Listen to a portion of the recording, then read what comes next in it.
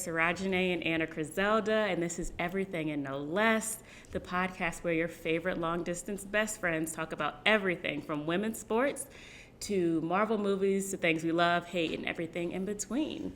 This is episode 2. We're going to be talking about where our name, Everything and No Less, comes from. Then we'll talk about what shows we're watching this week and share a few thoughts on Sam Wilson's Captain America 4, Brave New World. Then we'll delve into some additional thoughts on long-distance friendship. We're going to be wrapping up with another new segment, Is It a Hate Crime?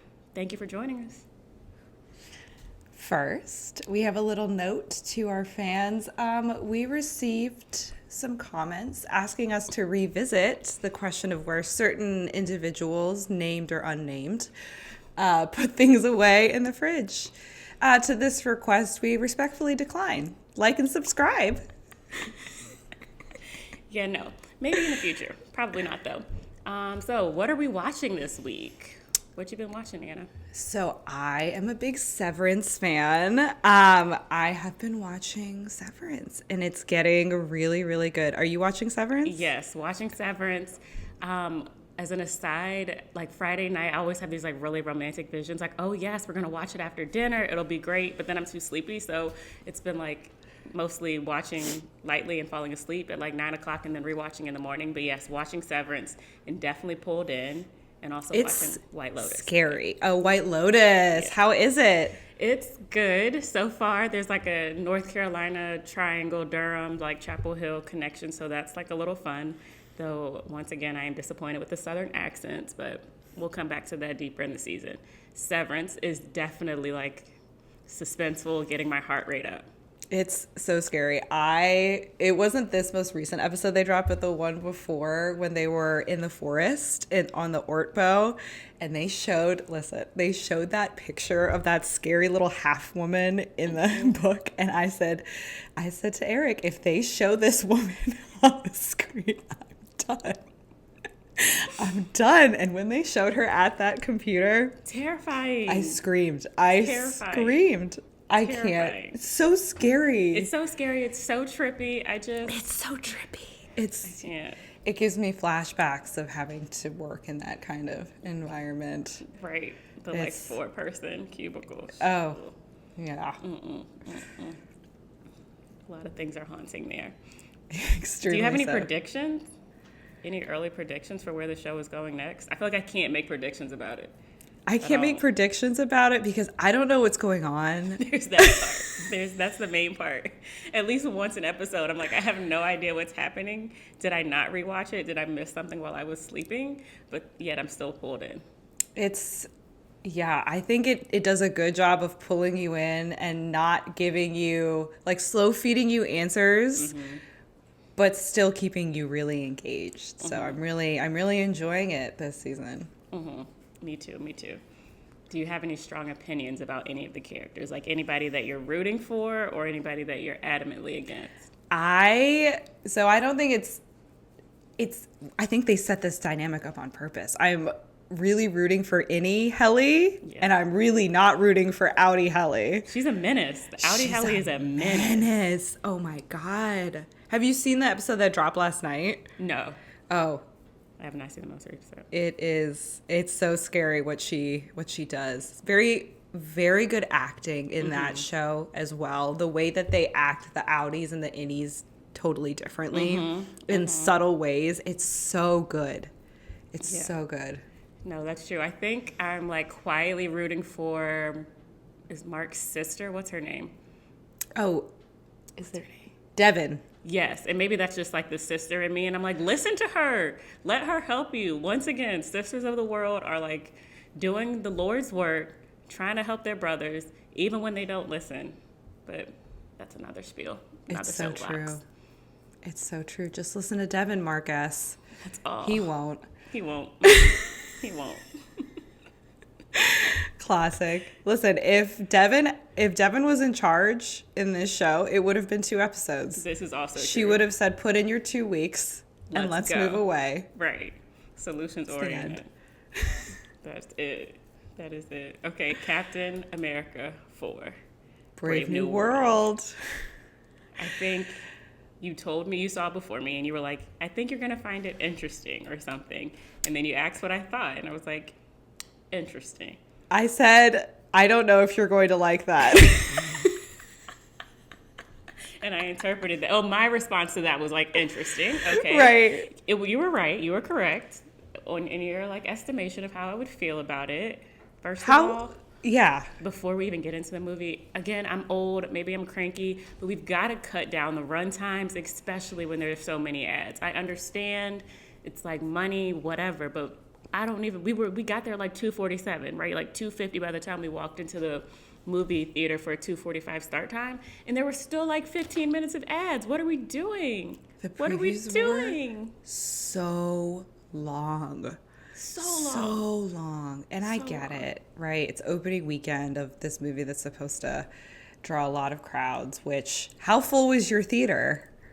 Less than 5 people. Also, one of them, I think, was like sleeping when we came in. So I wonder if this person had been at a prior showing and slept through. I have a narrative in my mind. You know, I always come up with them in people watching. I think it may have been like a mom who, this was like her time. The kids are gone. She's getting a nap. I love that for her, but was definitely just knocked out. And then like halfway through the movie, got up and left. And I was like, oh, yeah, good for her. Anyways. Wow.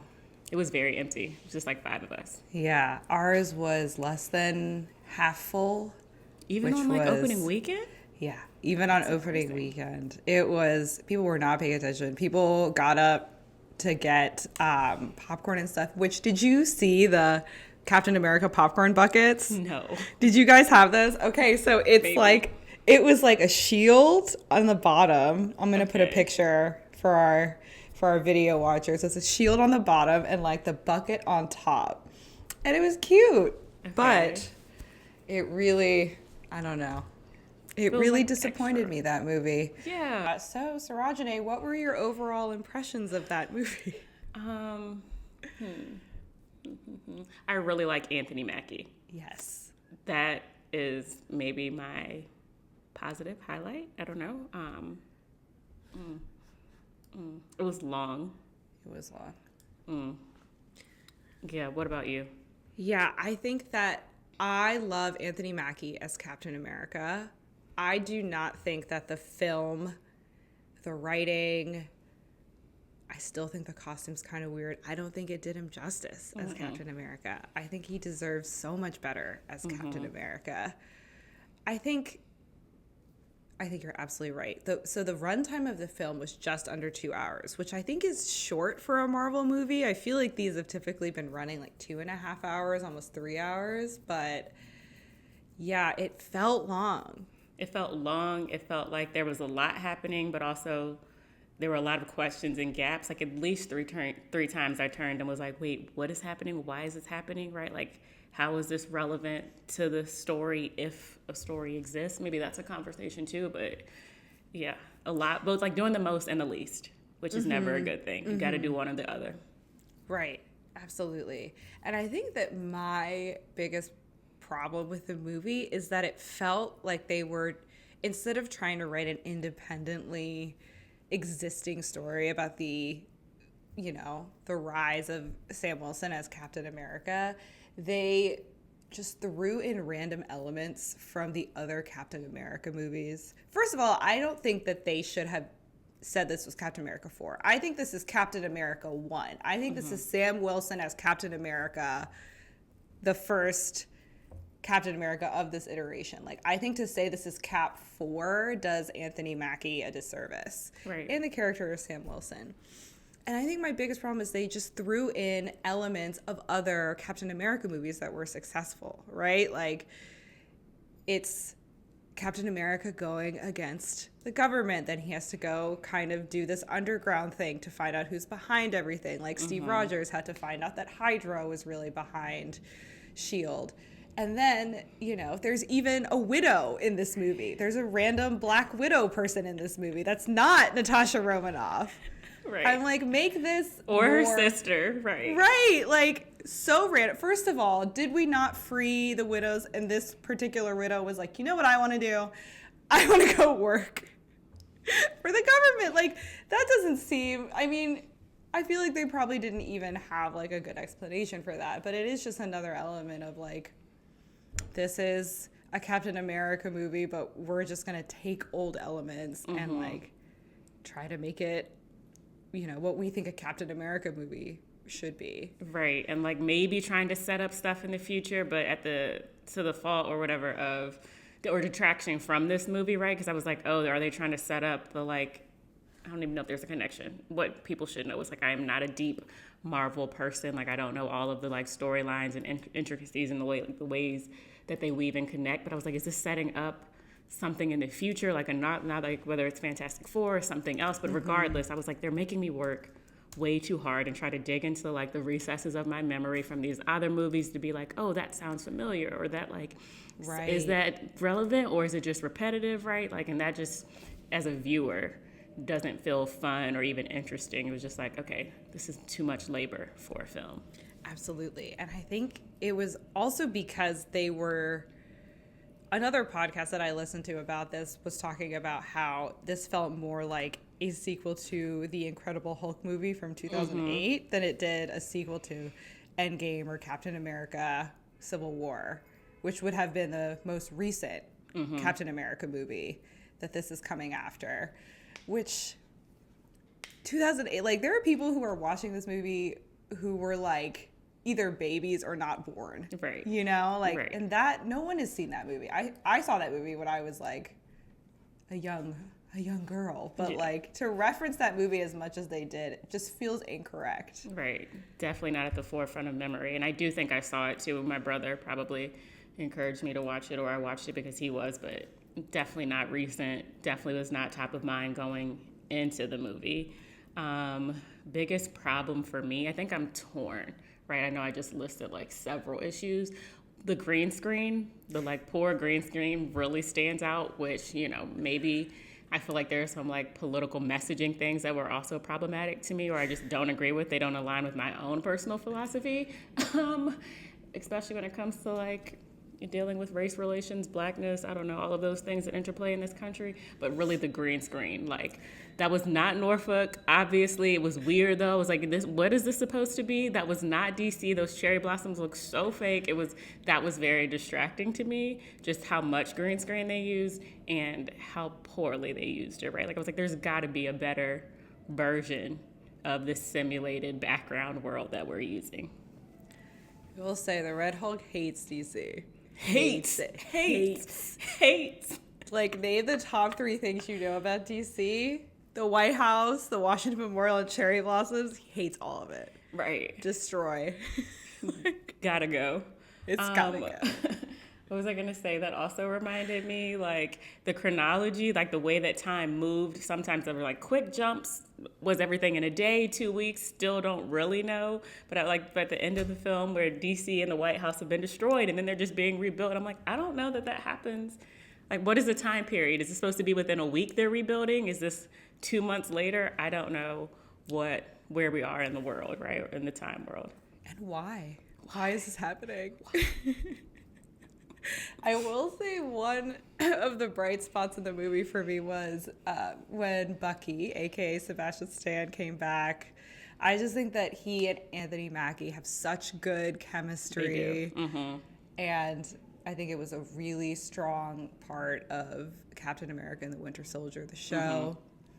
I just think it's a little messed up that Sam was like, I'm facing a very great threat, Bucky. And he said, well, good luck to you. I gotta go on the campaign. I gotta go on the campaign trail. You couldn't loan me your arm for like a day. Delay by a day. Not good friendship, right? Long distance friendship. No. That was not good friendship practice. Down. Terrible long distance bestie practice. Okay. He cut his hair and got too cute. He needs to bring like the locks, let him grow back out a little bit, and then that like maybe grounds him. All right, right? I mean, it's not good. You're right. He got too big and he was like, well, I gotta go. I got a plane to catch. Good luck with that. You know, we set you up for this. We believe in you. Be great. Knowing that Sam didn't take the super soldier serum, okay? He is a street level fighter. I mean, he has his wings, which I think the power scaling in this movie is wild because I mean, I guess it is Wakandan technology, but it's like, when can you shoot a handgun at a missile that is like made to sink a ship. And it's just gonna. She's got a little pistol, and It's good to go. it's good. We're good. Yeah, I don't know. Also, definitely should have taken that super serum, or he got to have somebody on speed dial. Like again, Bucky, but got to be able to come through immediately. Also, you talking about the shooting down the missiles? Did you see that he was like surfing on one of them at one point? Why did they do that?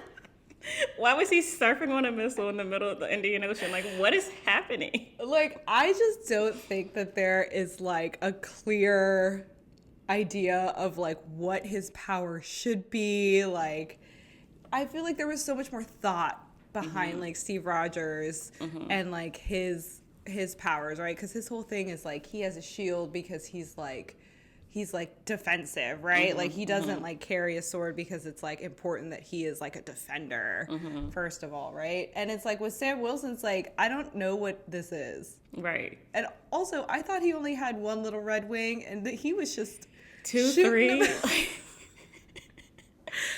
infinite bullets up in that like, little bad boy. Infinite.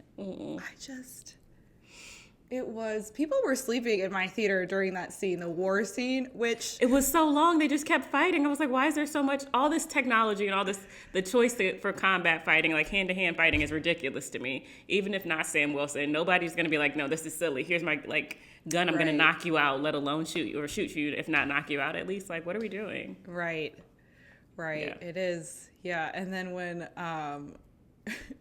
when the president, Thaddeus Ross, just calls the Japanese prime minister on the phone. He's like, hey, bestie, do you want to stop fighting this war? Sorry. Like, there's been a little misunderstanding. This is not how wars work. Like, No. And I'm also like, all that time, y'all could clearly see something was going on with this man, and everybody's like, hey, Mr. President, you all right? Clearly not. Clearly not all right. Somebody step in. What is happening? I do think it is funny how quick the Secret Service were to like be like, all right, I guess we're gonna fire on it. Those little bitty guns not doing anything.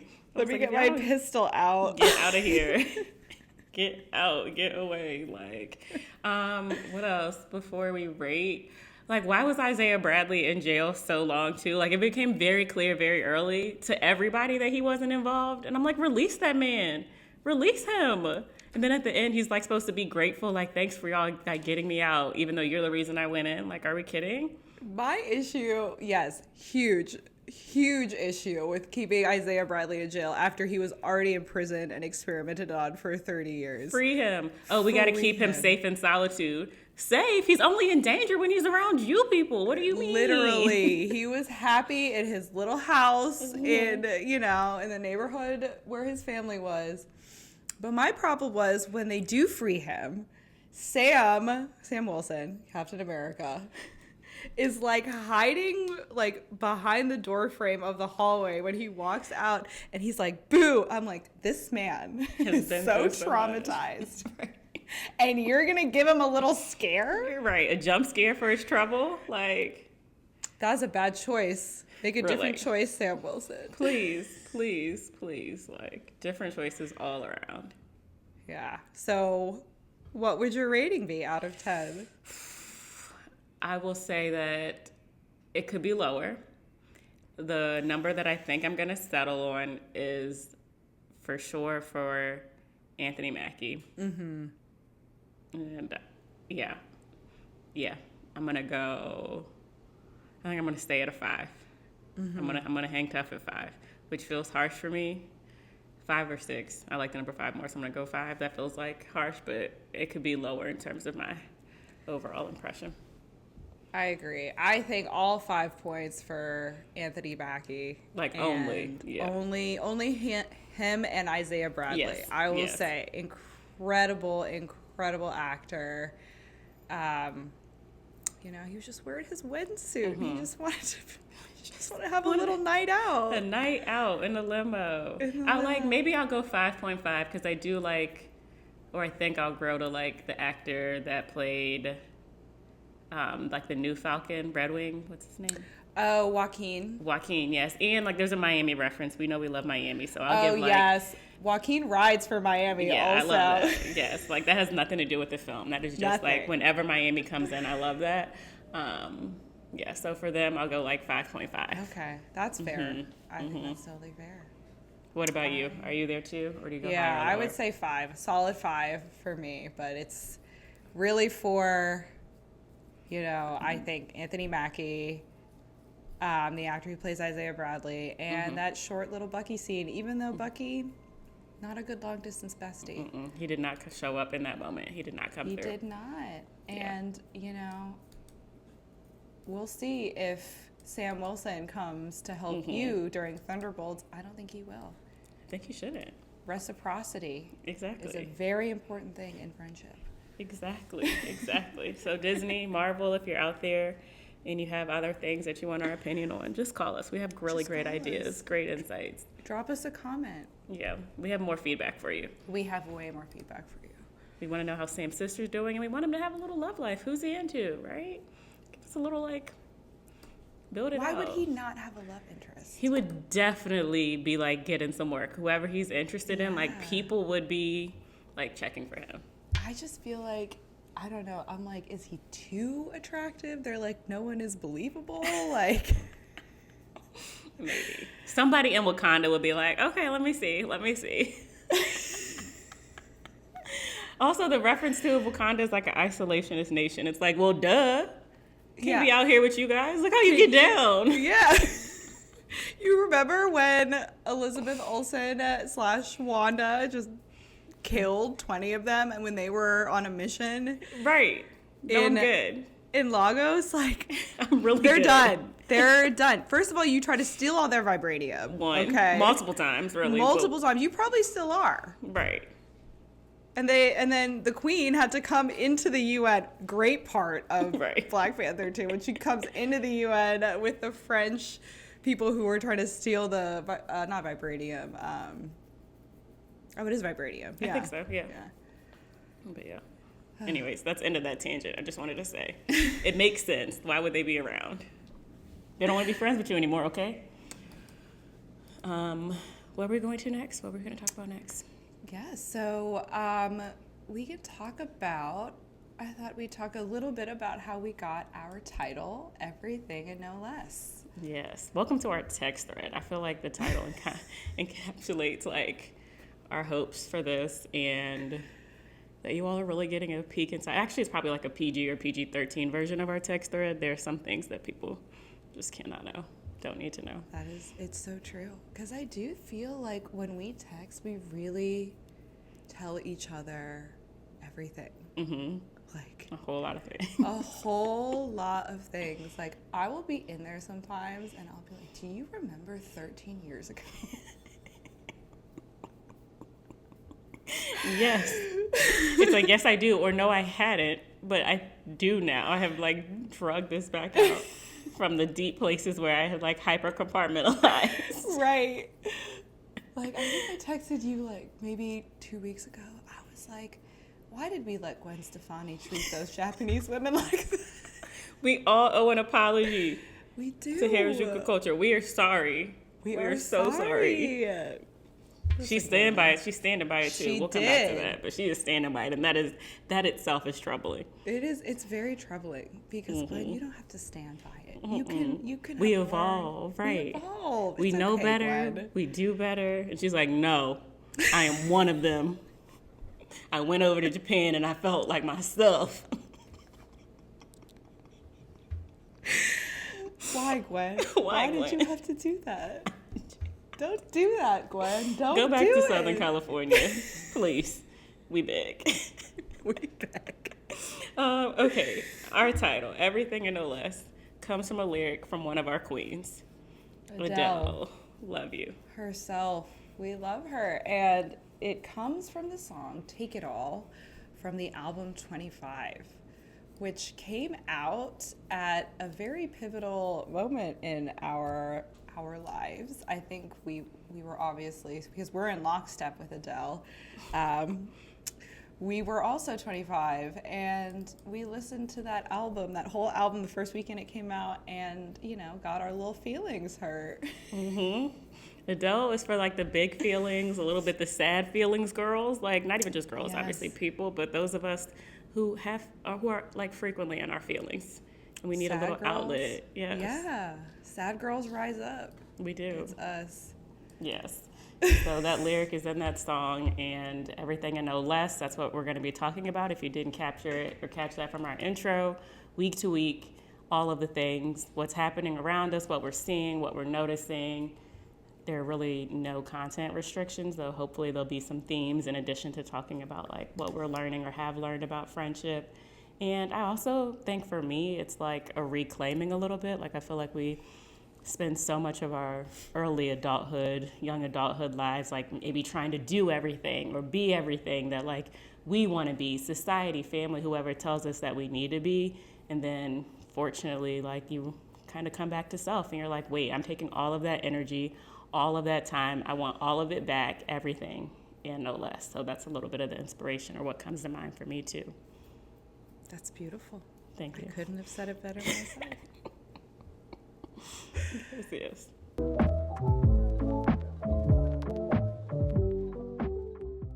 Moving on to some thoughts about long distance friendship. We spoke a little bit about this last week, and you know, one thing I've been thinking about is what makes long distance friendship hard is some of the big feelings, talking about big feelings that come with it. I think something that definitely comes to mind for me is the feeling of, you know, potentially you missing out on the big events in your friend's life, right? Like, I think when you are living in the same city, living next to each other, all of the big events you go through together. Like, I remember when we got placed for our first jobs after college, we ran back to our dorm rooms from seminar and we checked together what city we would be in. And that is like a big pivotal moment that we went through together. We presented our theses together. And when those moments come when you are no longer living right next to each other or doing the exact same things, it can feel like you are sort of outside of those big moments that you used to share completely with your friend. And I think that can be a hard thing to move through. Absolutely. I think that's right. And you just want to like be able to share information quickly sometimes or just like show up in a particular way. And thankfully, I think, you know, with technology, of course, we talked last week about it too, about being able to like send things, but sometimes you just want to like show up with some like tea or coffee if you know your friend has a big day or maybe had like a rough moment, right? You want to just be able to quickly let them know that you're there, or, you know, even those like informal, casual moments of like, hey, I'm just going to come over, or like, what are you doing? Do you want to hang out? Like that can feel like, or for me, like lead to some like longing too, right? That can make, I think, long distance friendship hard, right? Like just the missing, the things that you feel like you might be missing or could be missing, missing out on just because of distance. Absolutely. And I think that, you know, you just spoke about missing the little things. And I think that that's, oh my gosh, how many times did we go to Starbucks and get caramel macchiatos? We really thought we were sophisticated doing coffee something. people. Right. Come to find out, I like can't even drink coffee now. It's just too much for me. My like high caffeine drink is matcha, okay? Coffee should have never been drinking it. When I think about how much sugar and caffeine was in there, we would get the big size and we would suck it down. We'd be all like, the way. Yeah, and we'd be like, okay, it's like time to study. I can't. How? When I have like, I don't even know the last time I drank coffee, but when I do, the last time I did, I was like, I can't even focus. I'm just sitting here with this little oat milk like latte, shakes. like shaking. Like, no, I can't handle it. I'm too man. sensitive, right? But yeah. Shout out to that. Shout out to our caffeine habits. Right. I'm sure I wasn't, my point is, I'm sure I was not getting anything done, right? I'm sure I was sitting there like, oh, I'm being so productive, reading the same page 10 times. Go me. Go me. I feel great. Everything's fine. This is it. I can't imagine. I mean, Right. as someone who drinks black coffee now, I'm like, wow. But the it's timetables, like now, I don't think either of us drink caffeine like in the afternoon, right? Or at least No. not often, right? Like if it's 12 and I want something, I'm like, oh, okay, you better get it in by 1. You're like really cutting it close here. Yeah. You're 1 gonna be p.m. up all night. is my cutoff. Is my cutoff. When I see these women in these restaurants drinking an espresso martini after dinner or during dinner, I get stressed. I'm stressed for them. My like inner insomnia is like, come on, you want to do it too. Let me out. And I'm like, no, it takes work every single day to keep you in. I mean, you've gotten texts from me too that are like 3 p.m. where I'm like, I'm so tired. I need to finish this thing for work, blah, blah, blah. Especially when I was like a volunteer basketball coach. Like, I'm not going to make it. Should I just have some matcha now? And you wisely, kindly would be like, no, don't do that. It is not worth it. But it's not worth it. People are out here just 9 p.m. espresso martinis. Like, I'm out at 9. I see them at like 6 or 7. Let's be real. But 9, like, because I see girls in the cocktail bars, like, espresso martini. I'm like, where are you going? Please. Why do you need to be awake? Go home. Are you okay? You look really cute. The vibe is there, but are you okay? Do you need help? I don't know. I don't know. I think I was always someone who didn't need to be drinking as much caffeine because I remember during evening classes, I would drink coffee because I'd be like, oh, I have to like study after this. But like, I can't. I wish I could remember who helped me like make the transition to tea, particularly Earl Grey, because that is a like daily ritual. And whoever you are, if you remember, thank you. I appreciate you. You have changed my life for the better. I love that for you. Very much. I love that for you. Hard emotions. What else were we talking about? We are so far Again, away. Hello. Welcome to our text thread. You're welcome. I feel like I had another point. Maybe I shouldn't have brought it up because now I don't remember what it was. But just saying that, So like, it's normal, it's valid. Because I feel like sometimes that's another thing where I'll be like, oh, I like miss my friend, or I wish I was around my friends. Like, it's been a long time, blah, blah, blah. And then I'll feel like guilty about that because I'm like, but we have so much more technology. Like, I don't know what people did 30 years ago, 40 years ago, even, beyond that. In some ways, probably even like 10, 15 when, our FaceTime phones, texts were just not as easily or readily available, perhaps. And so I'm like, why do you feel worried? You can still and you still are in touch, but just acknowledging that difference maybe is still important. I do think that, like, with friends, it's that are long distance, I think it can be hard to find a rhythm that works, right? Like, I do think that there are friends that I've had where we talk on the phone every week, or like I would call them like once every other week, which is funny because I feel like you and I are not really talk on the phone people, which is interesting. But with some of my other friends, like I would call them, and we wouldn't really text. So I just think it's hard sometimes to like find a rhythm with things like this, and I think that there are periods, right, where things are happening in people's lives where you kind of not fall out of touch, but there's like a bigger gap in when you're speaking to them last and things like that. So I think that can also be hard to move through, right? Like I think it can be hard to know, like, oh, am I intruding in their life? Or like, do they want to hear from me? Is it okay if I call them right now? Don't want to interrupt, don't want to be a burden. And as we're talking about that, it just makes me think too, like part of the practice of like being good in friendship is also like the evolution of self-confidence, excuse me, that has to like come to, and like trusting that you're not going to be an interruption, or like if it's not a good time, your friends will let you know, and asking for what you need. And if that's a moment or a day where it's like, hey, I need a little bit more contact, or whatever the case is, trusting that your people will like show up and want to like fill that need for you as well. Like, and that's me speaking about myself. I feel like I'm still learning and putting into practice, not just identifying what I need, but like trusting that it won't be too much, and like letting people like help and show up. Right. That's beautiful. That's so true. You're so kind to me. Thank you.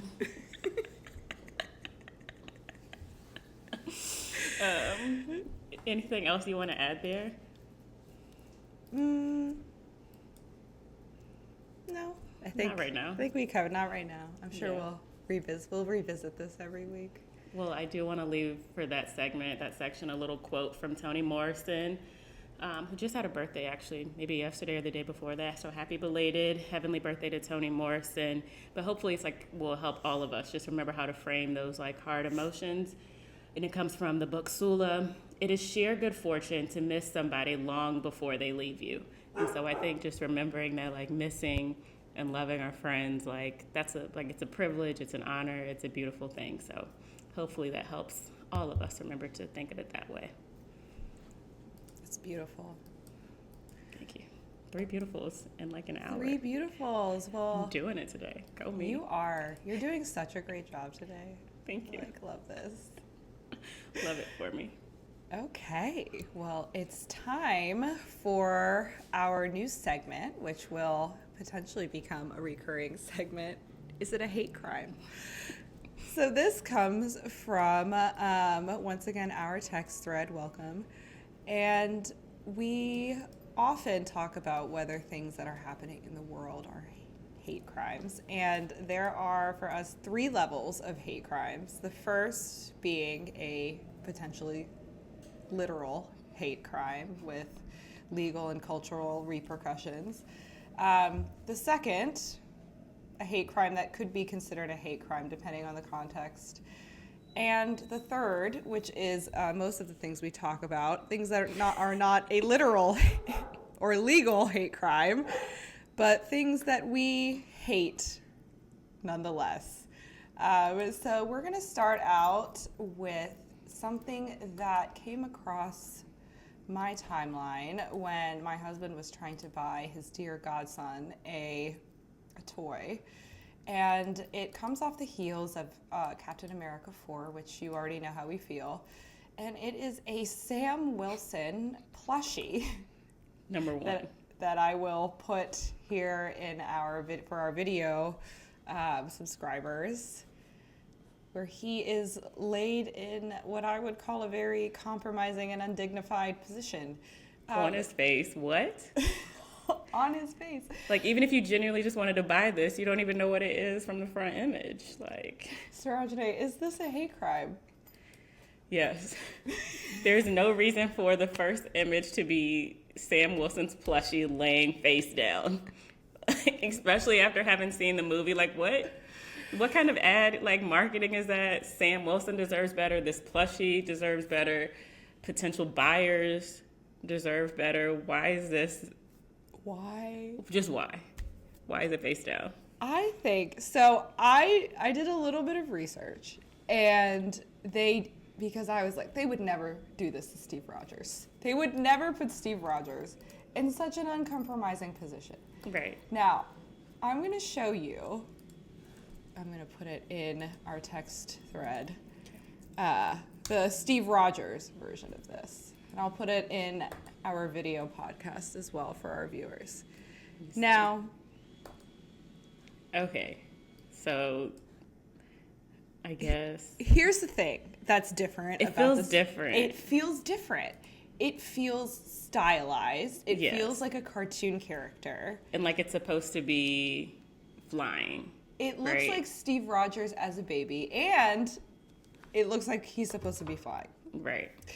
This looks like Sam Wilson took a tumble, was ejected, and it's I'm just gonna lay here and think about my life. I think for me, I'm if they had taken the goatee out of it and made it. Let's have a goatee. If they had taken the goatee out of it, I feel that's too identifying. Yes. I think it makes it look like they're trying to actually show him. Mm-hmm. And I think that it should be a stylized version of him, like the Steve Rogers one is. Mm-hmm. Okay? I think that's fair. That would have been much better. Right? A cute little cartoon baby version of Sam Wilson is what we needed. The goatee, for me, is the most offensive part. I'm upset by it. I don't like it. It's I hate a hate it. crime. I feel it's probably category 3. Category 3. Not a hate crime, but we hate it. We hate it. Just could have been better.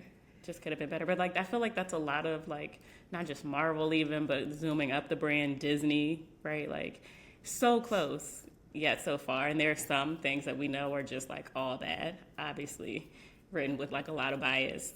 But this one just feels like, no, why? Like, who approved of this image? Who decided this was a good idea? Was there not anybody, like, you know, there was a third party viewer who was like, I wonder, maybe that should exist if it doesn't. But yeah, this is not doing, it's not giving. It's not giving. It's not giving. It's not giving. So, thumbs down. We could have a whole episode on like Disney content, Disney based or Disney related content, and like, is it a hate crime? We could, because Disney is guilty of some literal hate crimes. Like against multiple groups, right? Like, I feel like they're a generation of like girls who are now women who are like fed a lot of really toxic patriarchal ideas, right? Disney owes us some reparations for the therapy bills, but maybe we come back to that, because there is some Disney stuff that like I will stand beside. You already know one of them. I think we probably might have them both in common, but like whenever we have this like full Disney deep dive, what Disney content will you stand beside? Like, is there anything that you're like, you know what, I'm riding for it no matter what?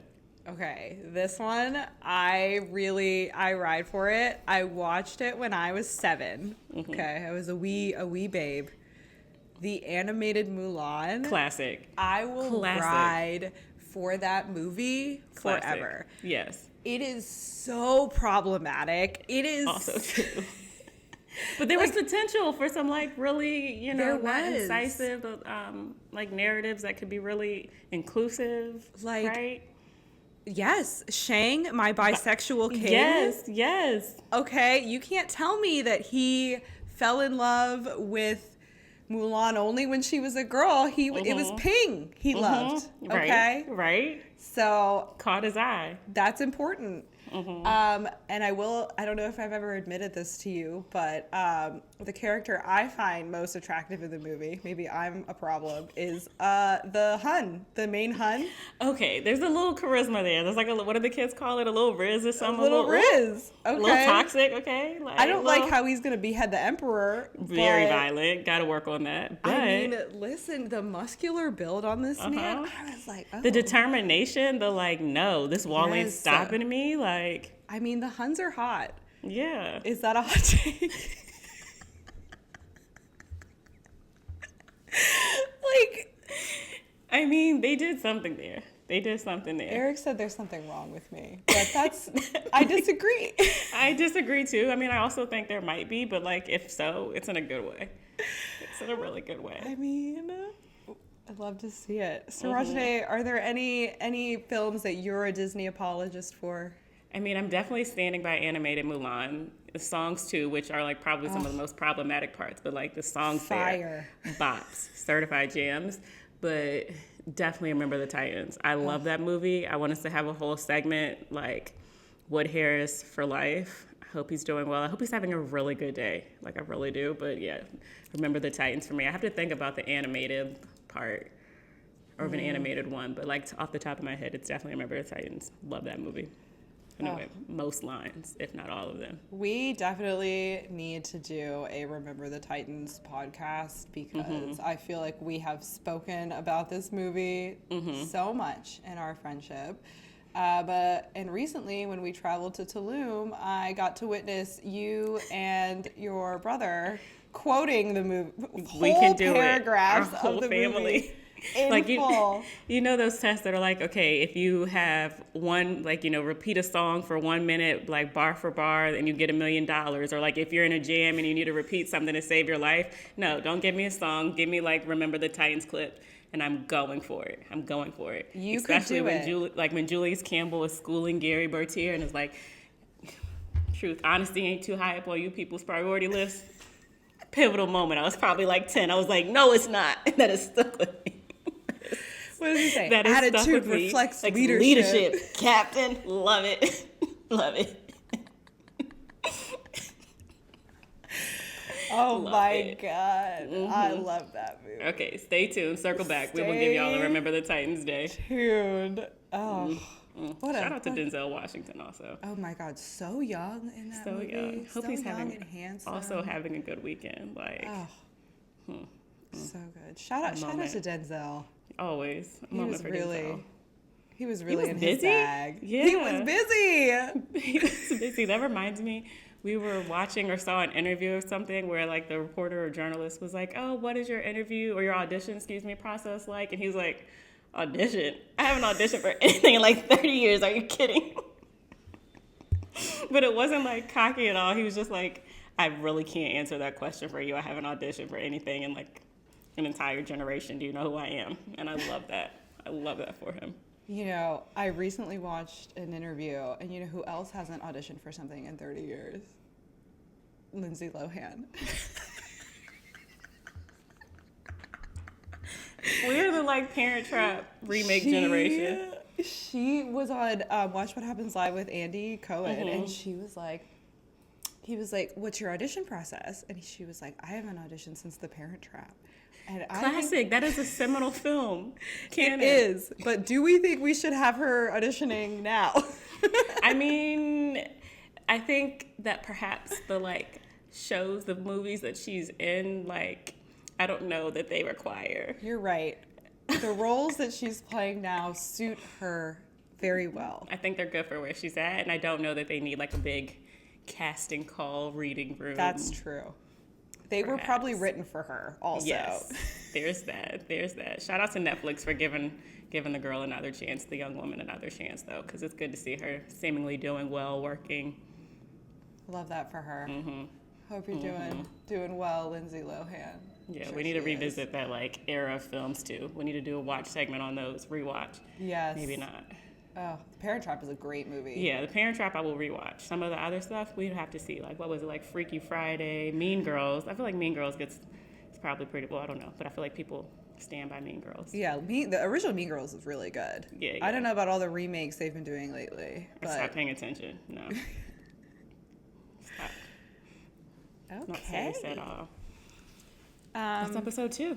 We did That's it. episode 2. We did it. So thank you guys for listening. If you love this episode, share it with your long distance or your in-town bestie. Yes, and find us on all your social media platforms, Instagram, YouTube. Like and subscribe, but no, seriously, give us a follow. Let us know what you're thinking. Hit us up in the comments. We'll be reading and perhaps decide that or decline to like comment, but let us know what you're thinking. Let us know. See you next week. Bye.